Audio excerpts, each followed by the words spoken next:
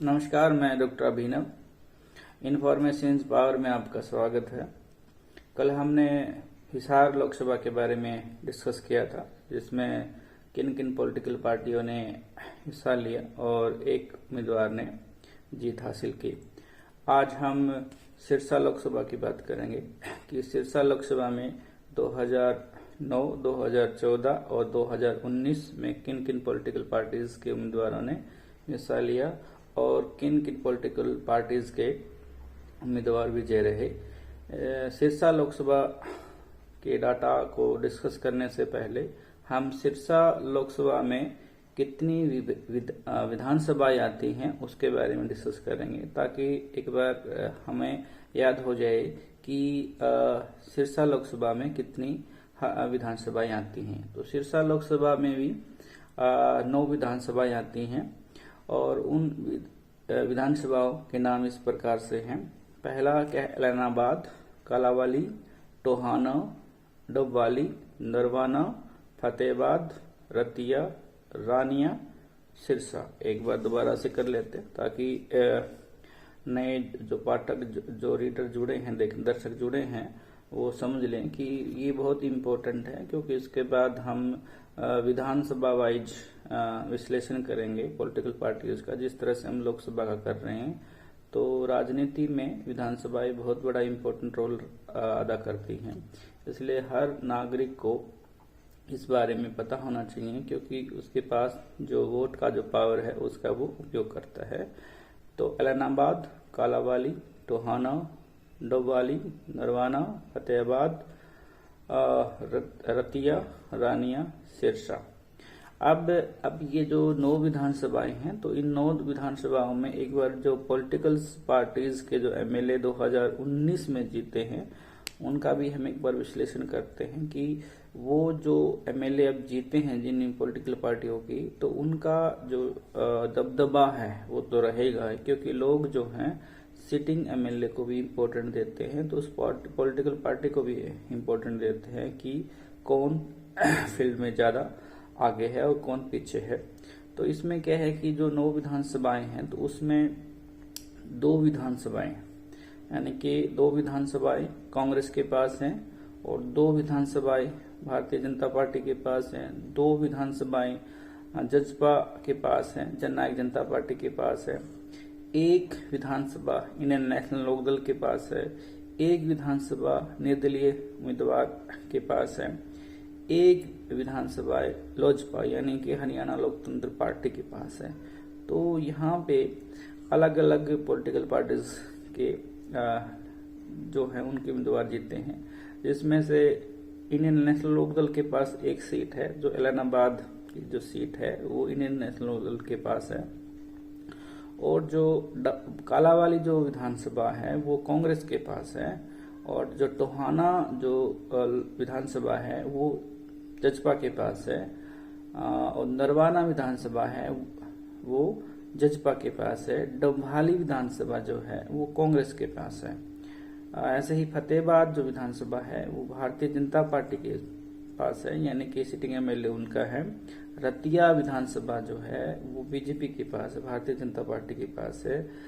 उसमें से रानिया जो विधानसभा है, रानिया पे निर्दलीय उम्मीदवार है, और जो निर्दलीय उम्मीदवार है वो इस सरकार में, गठबंधन सरकार में भी भारतीय जनता पार्टी और जजपा का जो गठबंधन था पूर्व में हरियाणा में, उसमें भी मंत्री पद पर रहे, और जो मौजूदा जो गठबंधन टूटा जजपा और भारतीय जनता पार्टी का, उसके बाद जो नई सरकार बनी है जिसमें माननीय मुख्यमंत्री नायब सिंह सैनी साहब मुख्यमंत्री बने हैं भाजपा की तरफ से, तो उसमें भी निर्दलीय के तौर पर मंत्रिमंडल में वो शामिल हुए हैं।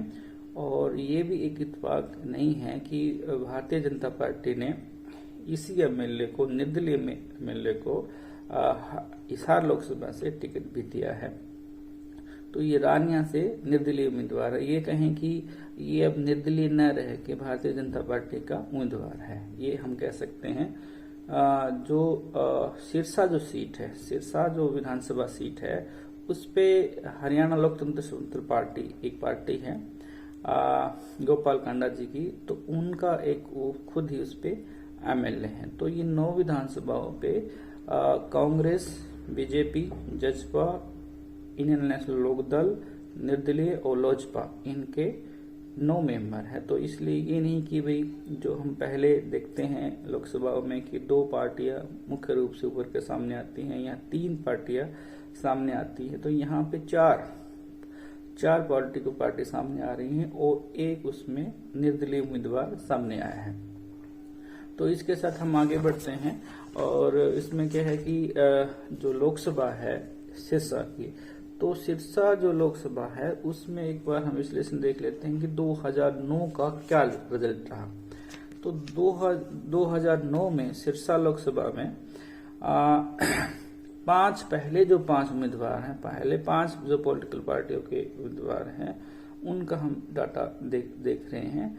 तो 2009 में इंडियन नेशनल कांग्रेस यानी कि कांग्रेस की तरफ से अशोक तंवर को उम्मीदवार बनाया गया, और जिन्हें पहला स्थान हासिल किया उनको 4,15,471 वोट मिले, और जो टोटल वोट का 42.36% है, यानी कि अशोक तंवर जी इस लोकसभा से विजय रहे 2009 में।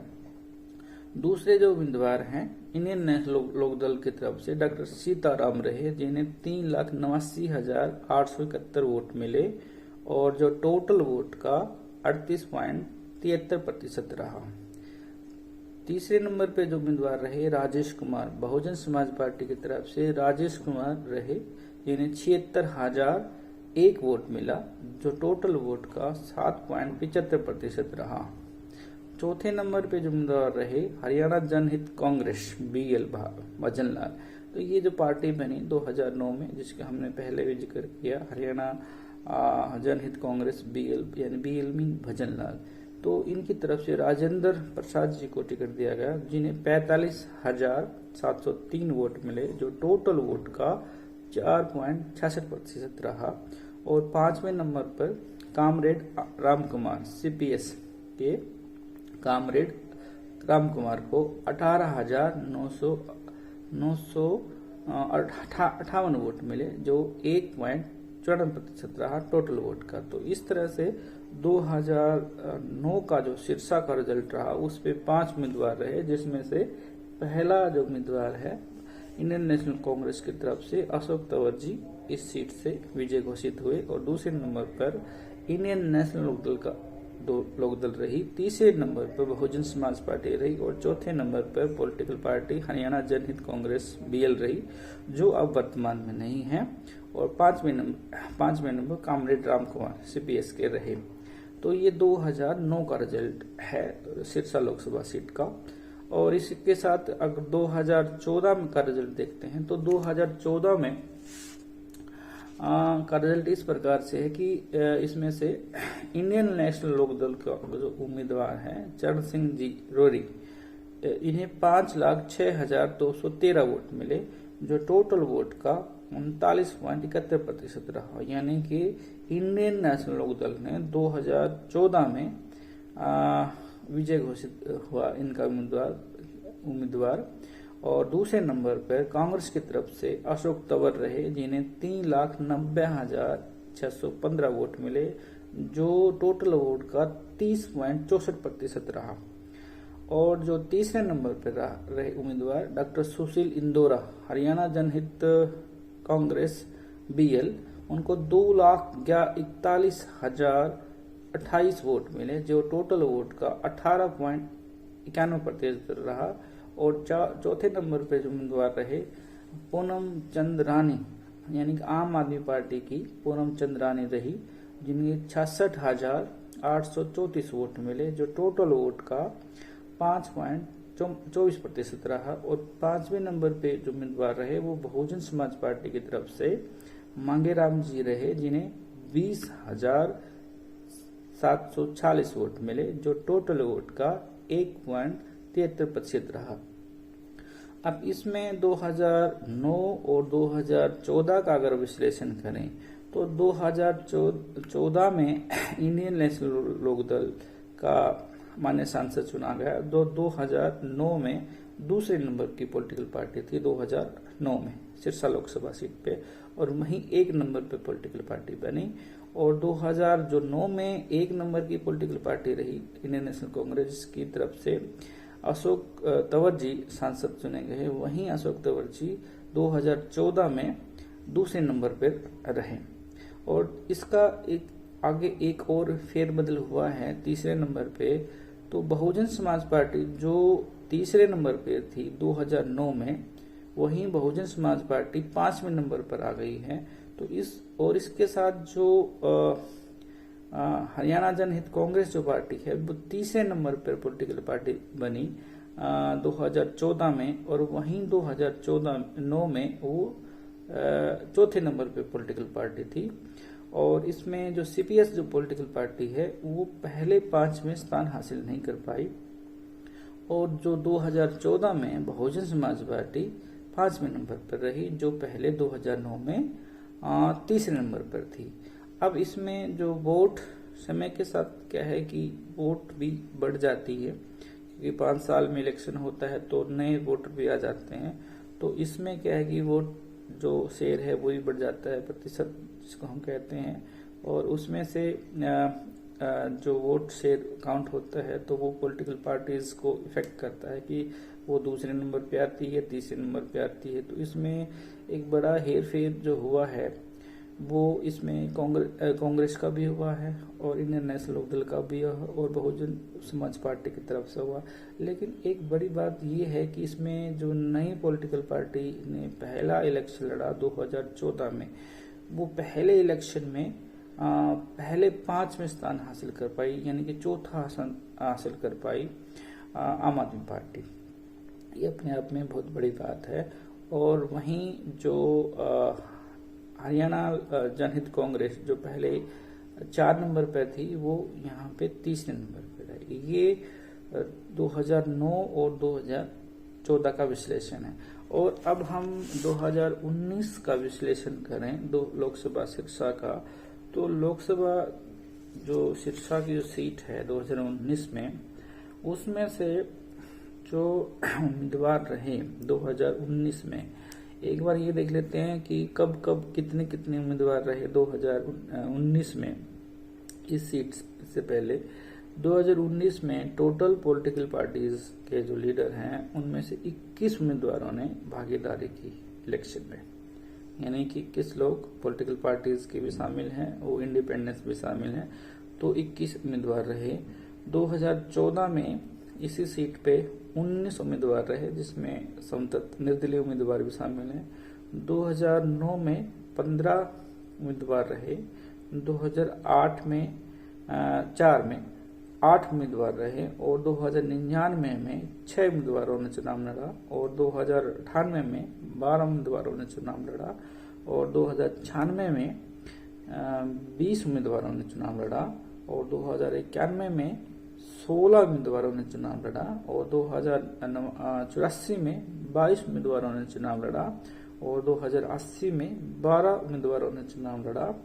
2077 में 1970 में 4 उम्मीदवारों ने चुनाव लड़ा। 1971 में 5 उम्मीदवारों ने चुनाव लड़ा। तो 1971 से लेकर 2019 तक काफी हेर फेर हुआ। बहुत सी पॉलिटिकल पार्टी बनी, बहुत सी पॉलिटिकल पार्टी रही, और बहुत सारे निर्दलीय उम्मीदवार आए। और जो उम्मीदवारों की संख्या है वो घटती रही और बढ़ती रही। लेकिन 2019 में ये जो चुनाव हुआ तो उसमें 21 उम्मीदवारों ने चुनाव लड़ा, जिसमें विभिन्न पॉलिटिकल पार्टीज के उम्मीदवार और निर्दलीय उम्मीदवार रहे।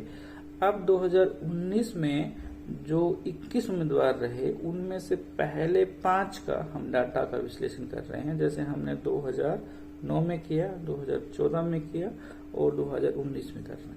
तो 19 में क्या है, सिरसा लोकसभा सीट पे भारतीय जनता पार्टी की तरफ से सुनीता दुग्गल को टिकट दिया गया, जो पहले नंबर पर रही, जो माननीय सांसद चुनी गई। उन्हें 7,12,877 वोट मिले, जो टोटल वोट का 52.3% रहा।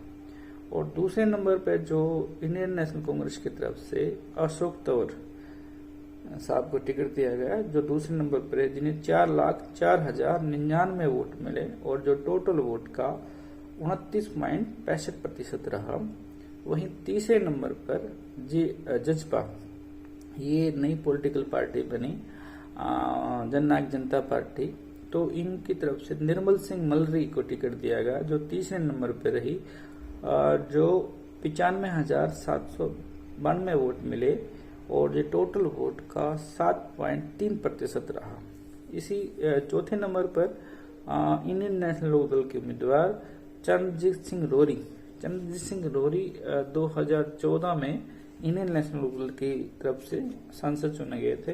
तो इंडियन नेशनल लोकदल ने इनको दोबारा से टिकट दिया और इनको 87,989 वोट मिले, जो टोटल वोट का 6.45% रहा। और जो पांचवें नंबर पर रहे जनक राज अटवाल साहब, इनको बहुजन समाज पार्टी की तरफ से टिकट दिया गया और उनको 25,080 वोट मिले, जो टोटल वोट का 1.84% रहा। अब जो पहला उम्मीदवार है, इसमें जो सुनीता दुग्गल जी, इनको विजय हासिल हुई भारतीय जनता पार्टी की तरफ से। और जो कांग्रेस का जो उम्मीदवार रहा अशोक तंवर, उनको दूसरा स्थान मिला और तीसरा स्थान जजपा को मिला और चौथा स्थान इंडियन नेशनल लोकदल को मिला और 5% बहुजन समाज पार्टी का। अब 2019 और 2014 का विश्लेषण करें तो इसमें थोड़ा सा स्पष्ट है कि जो इंडियन नेशनल लोकदल जो 2014 का सिटिंग एमपी था, वो 2019 में नहीं बना पाए और 2019 में इंडियन नेशनल लोकदल चौथे नंबर पर आ गई, क्योंकि इंडियन नेशनल लोकदल में पार्टी का डिवाइड हो गया। तो इंडियन नेशनल लोकदल और जजपा ने अलग अलग चुनाव लड़ा, तो दोनों को खामियाजा भुगतना पड़ा।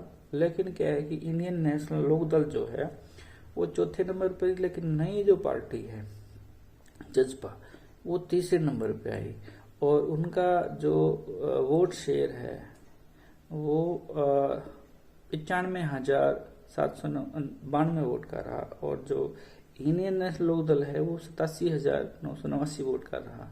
तो ये भी एक बड़ी विडंबना है कि जब एक पॉलिटिकल पार्टी डिवाइड हो जाती है तो वोट शेयर भी डिवाइड हो जाता है। तो दोनों इंडियन नेशनल लोकदल को भी खामियाजा भुगतना पड़ा। लेकिन क्या है कि जो नई जो पॉलिटिकल पार्टी है जजपा, वो पहले इलेक्शन में तीसरे नंबर पर रही, अपने आप में बड़ी बात है। और इसमें एक और बड़ी बात हुई है कि बहुजन समाज पार्टी 5वां स्थान हासिल किया बहुजन समाज पार्टी ने, जो 2009 में 5वां स्थान था, वहीं बहुजन समाज पार्टी ने 2019 में 5वां स्थान हासिल किया, यानी कि उसने अपना 5वां स्थान बरकरार रखा। इसमें लेकिन एक बड़ी बात ये है कि 2014 में बहुजन समाज पार्टी को सिरसा लोकसभा सीट से 20,746 वोट मिले, लेकिन यहाँ पे 2019 में बहुजन समाज पार्टी को 25,080 वोट मिले, यानी 5,000 का वोट का इजाफा हुआ। और इसमें एक नई जो पॉलिटिकल पार्टी बनी थी आम आदमी पार्टी, जो 2014 में चौथे नंबर पर थी, वहीं 2019 में वो पहले 5 स्थान से आउट हो गई। ये भी एक बड़ी बात है। तो यहाँ पे क्या है कि ये Bharatiya Janata party, Indian National Congress, जजपा और इंडियन नेशनल लोकदल और बहुजन समाज पार्टी पहले 5 स्थान पे कायम रही और इसमें से जो आम आदमी पार्टी है वो आउट हो गई। और तीसरी जो एक पार्टी थी 2014 में, हरियाणा जनहित कांग्रेस। हरियाणा जनहित कांग्रेस ने जो चौधरी भंजनलाल जी की पार्टी है और कुलदीप बिश्नोई जी की पार्टी है, वो उन्होंने कांग्रेस में विलय कर लिया। और कांग्रेस में विलय करने के बाद अभी रिसेंटली इन्होंने भारतीय जनता पार्टी में विलय कर लिया। तो अब ये जो 19 का इलेक्शन हुआ तो ये कांग्रेस की तरफ से हुआ। अब ये इस पार्टी का तो खत्म होना ही निश्चित था। तो ये पार्टी पहले 5 में स्थान कैसे करे, क्योंकि इनके जो वोट हैं, टोटल जो वोट थे इस टाइम पे, यानी कि 2 लाख, अकेली को 2,41,000 28 जो वोट मिले हैं वही वोट कांग्रेस को इसमें ट्रांसफर हो गए, यानी कि यहाँ पे जो वोट 4,04,000 जो 99 वोट हैं वो तो इसमें इनमें भी शामिल हो गए हैं, जिसमें अशोक तंवर साहब को दूसरा स्थान हासिल हुआ। तो इस तरह से हम जो देखते हैं कि जो लोकसभा जो सिरसा की जो सीट है वो Bahujan Samaj party, Indian National Lokdal, जजपा, कांग्रेस और भारतीय जनता पार्टी की तरफ से इसमें इलेक्शन जो लड़ा जाएगा। तो इन पांचों जो पॉलिटिकल पार्टी हैं इनका ही दबदबा रहेगा, क्योंकि छठा जो पॉलिटिकल पार्टी कोई भी है अगर वैसे भी कोई एंट्री करती है तो मुझे नहीं लगता कि वो इसमें पहले 5 में स्थान हासिल कर पाएगी। लेकिन एक बड़ी बात ये है कि अब जो सिटिंग एमपी है भारतीय जनता पार्टी का, क्या वो अपना सिटिंग एमपी बनाए रख पाएगी, या दूसरा जो अभी जो कांग्रेस की तरफ से है उम्मीदवार वो पहले कांग्रेस का उम्मीदवार रहा, लेकिन अभी जो टिकट दी गई है अशोक तंवर साहब को, अशोक तंवर साहब पहले कांग्रेस में थे, उसके बाद दो तीन पार्टी चेंज करके वो दोबारा से रिसेंटली भारतीय जनता पार्टी में शामिल हुए हैं और भारतीय जनता पार्टी ने उनको सिरसा लोकसभा से उम्मीदवार बनाया है। तो यहाँ पे क्या है कि इसमें सुनीता दुग्गल जी जो हैं उनका इसमें टिकट कट गया है। तो यहाँ पे भारतीय जनता पार्टी ने अशोक तंवर जी को टिकट उम्मीदवार बनाया है। तो अशोक तंवर जी और जो अभी कांग्रेस की तरफ से और जजपा की तरफ से, इंडियन नेशनल लोकदल से और बहुजन समाज पार्टी की तरफ से जो उम्मीदवार अभी जो कुछ घोषित हुए हैं कुछ घोषित नहीं हुए हैं, तो जो भी आएगा तो उसमें से ये देखा जाएगा कि कौन जो अभी मौजूदा जो एमपी है भारतीय जनता पार्टी का, क्या वो अशोक तंवर उसको बरकरार रख पाएंगे, या 4 जो पॉलिटिकल पार्टी हैं जिसमें कांग्रेस है, जसपा है, या इंडियन नेशनल लोकदल है, या बहुजन समाज पार्टी है, या वो अपना नंबर चेंज करेंगे। क्योंकि जो पहले 4 पे है या पहले 5 पे हैं तो वहीं तो ऊपर आएगा, यानी कि जो आज 5 पे है तो वो 2 पे भी आ सकता है, वो 1 पे भी आ सकता है, या जो 2 पे है वो 1 पे आ सकता है, 3 पे है वो 1 पे आ सकता है। तो इस तरह से भारतीय लोकतंत्र में अप एंड डाउन वोट के आधार पर होता है। ये जो जनता है सिरसा लोकसभा की उसको देखना है कि वो सिटिंग एमपी जो है भारतीय जनता पार्टी को उसको बरकरार रखती है, या ये जो दूसरी पॉलिटिकल पार्टी हैं उनको वो मौका देती है। तो आपने मुझे सुना, इसके लिए बहुत बहुत शुक्रिया, धन्यवाद।